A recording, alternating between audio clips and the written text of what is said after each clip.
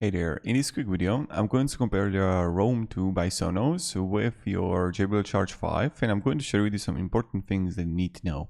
So the first really important thing about both of these is that with Sonos Roam, you actually have Wi-Fi.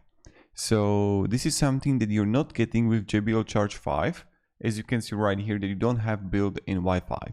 Now, when we can look here, so the price is like similar, really depends where you're from. So I would be curious, what is the price where you're from? Difference there. Then also size. Now it really depends which one you seek or which one you like more. So the JBL Charge 5 or the Sonos Roam. The Sonos Roam got less weight. Then both got same IP67.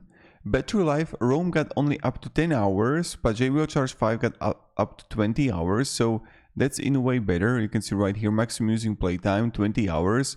And with the Sonos Roam, when we're gonna look here, it got only up to 10 hours.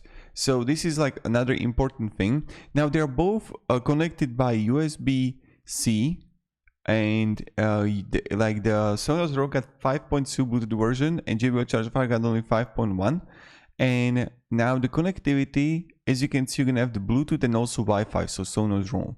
And I just wanted to make this like quick comparison between some details. Maybe it's going to help you like decide which one you want.